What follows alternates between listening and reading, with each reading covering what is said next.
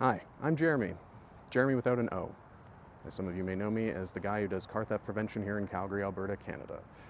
What I'm here to talk about today is related more to the idea of why. Why do things matter? Why does the job we do matter? Why does caring about what we do matter? And somebody asked me a while ago, why do you do what you do?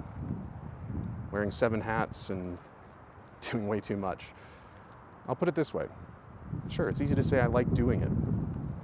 A better answer, I feel, is because they're paths of least resistance for me, or less resistance for that.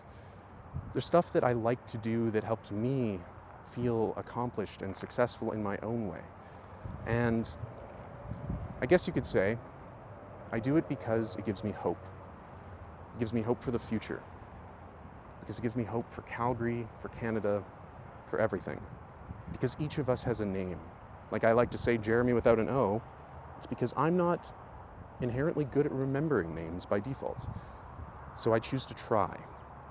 Choose to do something a little different that most people might not expect. I say Jeremy without an O, and then I try to spell out your name when I meet you. Why? Because even if I get it wrong, it gives me a chance to try again.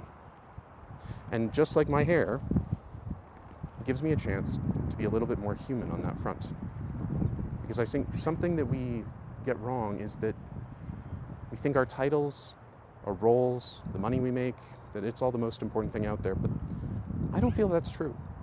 At the end of the day, each of us has a name and a story that only that name of ours could have. And we've worked hard to get where we are. No one started with a full resume after all. So why do we need to think that that doesn't matter? Because it does. All of our story matters, each of our stories. We try our best to make something happen, and it's not always easy. So what do? Well, we share a bit of our story.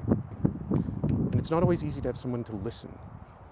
So what I'd like to learn is about you and your story. Tell me more about you, because everyone deserves to be heard. And that's how I'd like to look at it.